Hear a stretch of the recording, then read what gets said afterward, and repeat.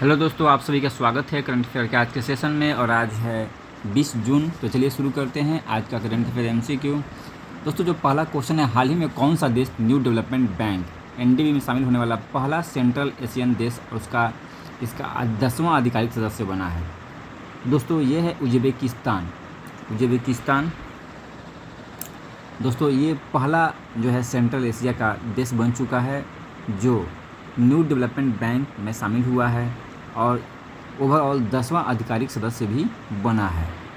तो ये उज्बेकिस्तान हो जाएगा इसका आंसर। ये इसका मैप है दोस्तों, बिना मैप के देखे हुए समझ में नहीं आता है। ये जो ग्रीन है ये उज्बेकिस्तान है और इसके जो पड़ोसी देश हैं, देखिए यहाँ पे पूर्व में किर्गिस्तान, इसके बाद तजाकिस्तान, साउथ में अफ़गानिस्तान, इसकी सीमाएँ इन सब कंट्री से मिलती है। नॉर्थ वेस्ट देखिएगा तो कजाकिस्तान और साउथ वेस्ट देखिएगा तुर्कमेनिस्तान। ये अरल सी है। यहाँ पे दोस्तों सीर दरिया, देखिए ये सीर दरिया रिवर है तो सूख चुकी है, ये यहीं आकर गिरती है अरल सागर में। तो यही दोस्तों बन चुका है सेंट्रल एशिया का ये पहला कंट्री बना है एनडीबी का सदस्य। मुख्य रूप से दोस्तों ये 10वां सदस्य बैंक का हिस्सा बनने वाला पहला मध्य एशियाई शेयरधारक है और 5 जून 2026 से ये प्रभावी हुआ है। न्यू डेवलपमेंट बैंक दोस्तों, इसकी स्थापना वर्ष 2014 में ब्राज़ील के फोर्टिजिला में आयोजित 6ठे ब्रिक्स शिखर सम्मेलन के दौरान की गई थी और इसने वर्ष 2015 से अपना जो परिचालन है ऑपरेशन में ये शुरू हुआ। इसे ब्रिक्स बैंक भी कहा जाता है, यानी ये ब्रिक्स कंट्री का अपना बैंक है एनडीबी न्यू डेवलपमेंट बैंक। इसका अस्थायी मुख्यालय संघाई, बैंक का मुख्यालय अस्थायी जो है संघाई चाइना में स्थित है। भारत और एनडीबी देख लें तो दोस्तों, भारत जो एनडीबी है, एनडीबी भारत में कई परियोजनाओं में जो है सहयोग करता है, जैसे चेन्नई मेट्रो रेल परियोजना और गुजरात ग्रामीण सड़क कार्यक्रम एनडीबी द्वारा वित्तीय रूप से इसे समर्थन प्राप्त है। उज्बेकिस्तान को थोड़ा देख लेते दोस्तों। प्राचीन सिल्क रोड, इसके ऐतिहासिक और सांस्कृतिक पृष्ठभूमि में उज्बेकिस्तान का ऐतिहासिक शहर समरकंद, इसका जो समरकंद, बुखारा और खीवा प्राचीन सिल्क रूट के सबसे प्रमुख व्यापारिक सांस्कृतिक केंद्र थे। अब यूनेस्को विश्व धरोहर स्थल में ये शामिल है। तैमूर साम्राज्य, मध्यकालीन शासक तैमूरलंग था, इसका शासन यहीं से संचालित होता था। इसकी राजधानी समरकंद थी और बाबर भी था, इसी क्षेत्र का फरगाना घाटी का रहने वाला था। बाबर यहीं से आया था इंडिया में। वास्तुकला शैली में देखें तो जो मुग़ल वास्तुकला शैली होती है, इस्लामी वास्तुकला शैली होती है, उसमें नीले गुंबद, ऊंचे गुंबद होते हैं, ऊंचे मदरसे और मोज़ेक कला, नक्काशीदार टाइल्सें पूरी दुनिया में इसके लिए फेमस हैं। दोस्तों 1924 से सोवियत संघ का हिस्सा था ये उज्बेकिस्तान, पहले यूएसएसआर का हिस्सा था। 1991 में सोवियत संघ का विघटन होता है, ये एग्जाम में पूछा जाता है। 1991 में सोवियत संघ का विघटन होता है, इसके बाद ये स्वतंत्र राष्ट्र बन गया था। जो मध्य सेंट्रल एशिया है दोस्तों, ये मिनरल्स और रिसोर्सेज के लिए ज़्यादा फेमस है। कपास, उज्बेकिस्तान की जो अर्थव्यवस्था है एक बड़ा स्तंभ कपास के रूप में है, इसे सफ़ेद सोना कहा जाता है। स्वर्ण भंडार, उज्बेकिस्तान में दुनिया के सबसे बड़े खुले सोने के भंडार हैं। मुरुनताऊ स्वर्ण खदान यहाँ पे स्थित है, मुरुनताऊ स्वर्ण खदान गोल्ड माइन यहीं पे स्थित है। यहाँ पे पेट्रोलियम और यूरेनियम के विशाल भंडार भी मौजूद हैं। जो नेचुरल गैस होता है पेट्रोलियम, यूरेनियम, इसके विशाल भंडार ये सेंट्रल एशिया में मौजूद हैं। हाल ही फिलहाल में दोस्तों भारत मध्य एशिया के साथ अपना संबंध सुधार रहा है। चाबहार बंदरगाह और कनेक्टिविटी के मामलों में देखें, भारत, ईरान और उज्बेकिस्तान मिलकर चाबहार बंदरगाह के माध्यम से मध्य एशिया तक भारत अपनी कनेक्टिविटी को बढ़ावा दे रहा है। साथ ही साथ जो अंतर्राष्ट्रीय, ये बहुत इंपॉर्टेंट है, INSTC international north south transport corridor के, यानी ये परिवहन गरियाला है जो दोस्तों भारत को हिंद महासागर तक उसकी पहुंच बन सके और सेंट्रल एशिया जो कंट्री है उनका भारत के साथ संबंध सुधरे। भारत सेंट्रल एशिया के माध्यम से रूस से अपना जो है एनर्जी रिसोर्सेज को दोहन कर सके, इसके लिए ये परियोजना बहुत ज़रूरी है। अंतर्राष्ट्रीय उत्तर दक्षिण परिवहन गलियारा। भारत और उज्बेकिस्तान के बीच में जो दोनों सेनाएं हैं उनके बीच में एक युद्धाभ्यास भी होता है, उसका नाम है दस्तलिक। ये पूछेगा एग्जाम में, तो दस्तलिक का युद्धाभ्यास भारत और उज्बेकिस्तान के बीच में नियमित रूप से होता है। अगला क्वेश्चन है दोस्तों, हाल ही में चर्चा में रहा फ्रांस का पहला पारंपरिक हिंदू मंदिर सितंबर 2026 में उद्घाटित होने जा रहा है, जिसे भारत से ले जाए गए पत्थरों से तराशा गया है। यह मंदिर फ्रांस के किस शहर या उसके उपनगरीय क्षेत्र में स्थित है? तो दोस्तों ये है पेरिस में स्थित है। यह रहा फ्रांस का दोस्तों ज्योग्राफी फिजिकल मैप। मैं बार बार फिजिकल मैप इसलिए प्रेजेंट करता हूँ कि आप लोगों को देखते देखते कुछ न कुछ याद हो जाए। जैसे पिरनीज है, पिरनीज देखिए यहाँ पिरनीज ये पहाड़ है जो फ्रांस को जो है दोस्तों आइबेरियन कंट्री से अलग करता है। जो फ्रांस की प्रमुख नदियाँ हैं दोस्तों देखिए ये है रोन नदी, ये रोन नदी जो आल्प से निकलती है लेक जिनेवा से होकर बहती है, रोन नदी। तो ये गिरती है गल्फ ऑफ लियोन यानी भूमध्य सागर में गिरती है। जो अन्य एक प्रमुख नदी है दोस्तों सेंट्रल मैसिव से निकलती है, गैरोनो नदी, देखिए ये बे ऑफ बिस्के में गिरती है। तीसरी प्रमुख नदी है दोस्तों लोयर नदी, ये भी सेंट्रल मैसिव से निकल रही है, लोयर नदी। ये दोस्तों ये भी बे ऑफ बिस्के में गिरती है और ये लोयर घाटी के लिए फेमस है। यहाँ पे भूमध्य सागरीय जलवायु पाया जाता है दोस्तों फ्रांस में। तो ये अंगूर की खेती और शराब उत्पादन के लिए नदी के आसपास की घाटियाँ बहुत फेमस हैं। जो अक्सर एग्जाम में पूछा जाता है जो पेरिस शहर है वो किस नदी के किनारे है? ये पेरिस, तो दोस्तों ये सीन नदी किनारे है, सीन नदी, ये सीन नदी है, सीन रिवर इसी के किनारे पेरिस है। और इसके देखिए ली हार्वे जो एक बंदरगाह है ये भी इसके किनारे है, ली हार्वे बंदरगाह।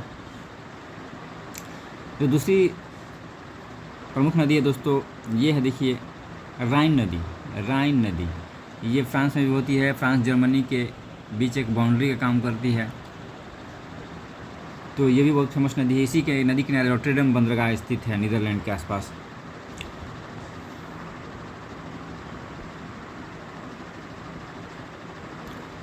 अगला क्वेश्चन दोस्तों, हाल ही में केंद्रीय रेल राज्य मंत्री द्वारा पंजाब के माझा क्षेत्र में बुनियादी ढांचे के विकास को बढ़ावा देने के लिए लगभग 39.68 किलोमीटर लंबे किस ऐतिहासिक broad gauge rail corridor project को पुनर्जीवित करने की घोषणा की गई है? तो दोस्तों ये रेल कॉरिडोर प्रोजेक्ट जो है माझा, पंजाब के माझा है और वहाँ से कादियान ब्यास रेलवे लाइन जो 39 किलोमीटर का है, इसी को ये पुनर्जीवित करने का प्रयास किया जा रहा है ताकि पंजाब का विकास हो सके, कनेक्टिविटी बढ़ सके। पंजाब दोस्तों माझा क्षेत्र परियोजना मुख्य रूप से ये माझा, मालवा और दोआब क्षेत्र की परियोजना है। इस दोआब क्षेत्र में ब्यास, रावी नदियों के बीच माझा क्षेत्र ऐतिहासिक रूप से धार्मिक दृष्टि से पंजाब का हृदय स्थल माना जाता है। दोस्तों जो भारतीय रेलवे में पटरियों के बीच की दूरी के आधार पर इसे निम्नलिखित गेज में बांटा जाता है, जैसे ब्रॉड गेज। अगर रेलवे के एग्जाम दे रहे हैं तो ब्रॉड गेज पूछ लिया जाएगा, पटरियों के बीच की दूरी कितनी होती है, तो 1.6 मीटर। इसके बाद मीटर गेज दोस्तों 1 मीटर 3 फीट 3.3 इंच होता है। और तीसरा हो गया नैरो गेज, सबसे छोटी 0.762 मीटर या 0.61 मीटर, जैसे छोटी मीटर गेज होती है। अगला है हाल ही में केंद्रीय रेल राज्य मंत्री द्वारा पंजाब के, ये तो हो चुका है दोस्तों, 2 बार कॉपी हो गया है।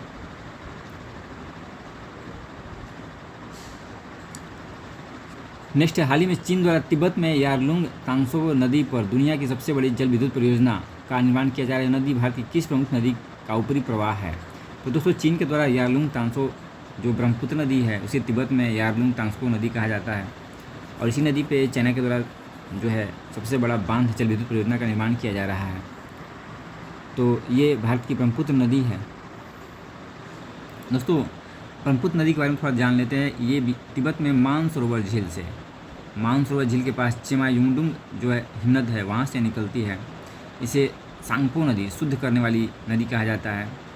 हिमालय के पूर्वी छोर पर स्थित नामचा पर्वत अरुणाचल प्रदेश में ये पहुंचकर यू टर्न लेती है और इंडिया में प्रवेश करती है। यहाँ पे ये गार्ज का निर्माण करती है। और दोस्तों ये असम में ब्रह्मपुत्र नदी कहलाती है। बाद में ये गंगा में मिलकर ये बांग्लादेश में जमुना के नाम से जानी जाती है और गंगा से मिलकर गंगा ब्रह्मपुत्र सुंदरवन डेल्टा का निर्माण भी करती है। इन्हीं सब नदियों के माध्यम से हुआ है। भारत के द्वारा क्या रणनीति अपनाई गई है? भारत के द्वारा चीन के ये जल वर्चस्व का मुकाबला करने के लिए अरुणाचल प्रदेश में अपर सिंयांग बहुउद्देशीय परियोजना का निर्माण किया जा रहा है, जिसमें 11,000 मेगावाट के बांध के निर्माण की योजना पर तेज़ी से काम चल रहा है। इसमें क्या किया जाएगा, पानी को जो अतिरिक्त पानी होगा ब्रह्मपुत्र नदी का, वो पानी को स्टोर किया जाएगा। अगला क्वेश्चन है दोस्तों, प्रतिवर्ष 19 जून को विश्व सिकल सेल दिवस मनाया जाता है। भारत सरकार ने इस अनुवांशिक रक्त विकार को देश से एक सार्वजनिक स्वास्थ्य चुनौती के रूप में पूरी तरह समाप्त करने का लक्ष्य किस वर्ष तक निर्धारित किया है। यानी इंडिया जो है सिकल सेल जो 19 जून को मनाया जाता है, सिकल सेल को पूरी तरह से समाप्त करने का लक्ष्य किस वर्ष तक रखा है, तो 2047 तक रखा गया है। 2047 तक रखा गया कि सिकल सेल को पूरी तरह से समाप्त कर दिया जाएगा। सिकल सेल होता क्या है दोस्तों, सिकल सेल अनुवांशिक ब्लड विकार है। मुख्य रूप से जो हमारा ब्लड सेल है, जो रेड ब्लड सेल होता है, वो गोल होता है दोस्तों। तो उसको जो हमारी सेल्स होती हैं उसमें आसानी से ये मूव कर सकता है, वेन में आसानी से मूव कर सकता है। और सिकल सेल में जो रेड ब्लड सेल होते हैं उनका आकार डिस्ट्रॉय हो जाता है दोस्तों, ऐसे अर्धचंद्राकार बन जाता है, डिस्टॉर्टेड आकार में बन जाते हैं। अब आप ही सोचिए कि जब ये अर्धचंद्राकार होंगे तो इनको मूव करने में प्रॉब्लम होगी। इससे क्या होता है, जो ब्लड सर्कुलेशन हो तो वो बाधित होता है। अर्धचंद्राकार होने से ये खुरदरा हो जाते हैं और ब्लड सर्कुलेशन में बाधा पहुंचाते हैं, जिससे मनुष्य को दोस्तों हार्ट अटैक या फिर अन्य दर्द वगैरह, एनीमिया की बीमारी, ये सब बढ़ने लगती है। तो इसका थीम भी पूछा सकता है दोस्तों, विश्व सिकल सेल 2026 का जो आधिकारिक विषय थीम है, जीवन रक्षा अंतर को पाटना, सिकल सेल रोग में समानता है, ये थीम रखा गया है। याद रखिएगा 19 जून को सिकल सेल दिवस मनाया जाता है और भारत द्वारा 2047 तक इसको चरणबद्ध रूप से समाप्त करने का लक्ष्य रखा गया है।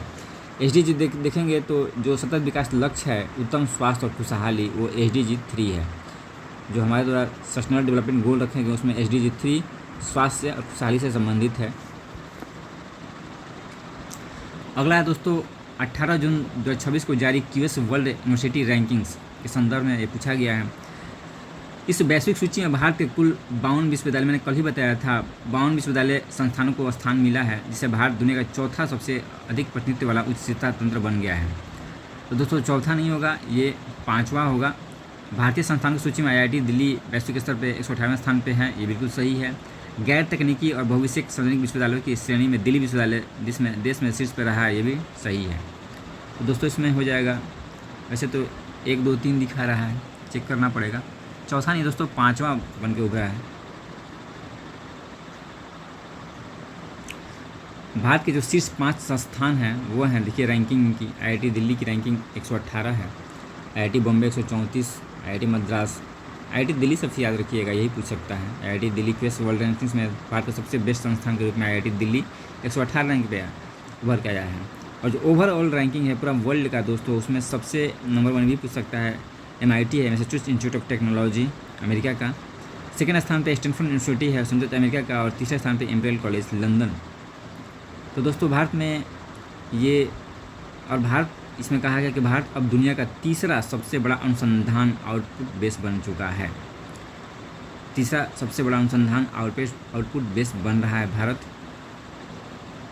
गैर तकनीकी विश्वविद्यालय में दिल्ली यूनिवर्सिटी सबसे अच्छा परफॉर्म किया है, 322वें स्थान पर पहुंचा है। चंडीगढ़ यूनिवर्सिटी 526वें स्थान पे और JNU 555वें स्थान पे। तो ये गैर तकनीकी में, यानी अगला है दोस्तों, हाल ही में उच्चतम न्यायालय ने एक ऐतिहासिक फैसले में एक सीमांकित फुटपाथ पर चलने के अधिकार को नागरिकों का मौलिक अधिकार घोषित किया है। सर्वोच्च न्यायालय के अनुसार यह अधिकार भारतीय संविधान के किस अनुच्छेद के तहत गारंटीकृत अधिकारों का हिस्सा है। तो दोस्तों ये जो भारतीय संविधान के अनुच्छेद आर्टिकल 1 है, किसी व्यक्ति को 1D के अंतर्गत भारत में आबाद संचरण का अधिकार प्राप्त है। आर्टिकल 19 1D के तहत भारत के किसी भी क्षेत्र में भारत के कोई भी नागरिक आबाद रूप से आ जा सकता है, कहीं भी आ सकता है, जा सकता है। और अनुच्छेद 21 के तहत दैहिक स्वतंत्रता का अधिकार है, जीने का अधिकार है। तो ये दोनों आर्टिकल के अंदर आता है दोस्तों। इसका व्याख्या सुप्रीम कोर्ट ने किया है कि आर्टिकल जो 91D होता है वो भारतीयों को कहीं भी आने जाने का अधिकार देता है, मूवमेंट की स्वतंत्रता देता है। और इससे के अनुसार, कोर्ट के अनुसार, केवल वाहनों तक सीमित नहीं है, सुरक्षित तरीके से पैदल चलना भी इस संचरण में शामिल है। यानी हम जो मूव कर रहे हैं, चल फिर रहे हैं, तो हमको सिर्फ वाहन से चलने की आज़ादी नहीं है, सुरक्षित तरीके से पैदल चलना भी इसी संचरण में आता है। और अनुच्छेद 21 में ये जीने का अधिकार है।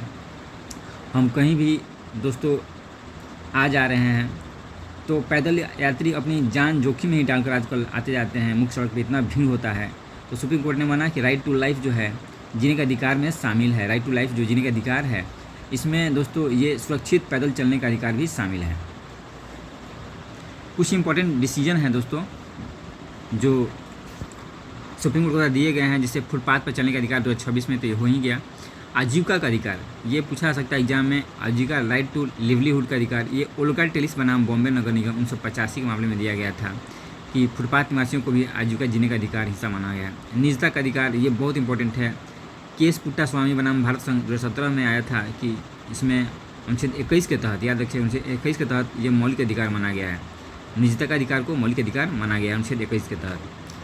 स्वच्छ पर्यावरण का अधिकार, ये MC मेहता बनाम भारत संघ मामले में ये माना गया है कि प्रदूषण मुक्त वातावरण में जीने का अधिकार मौलिक अधिकार है।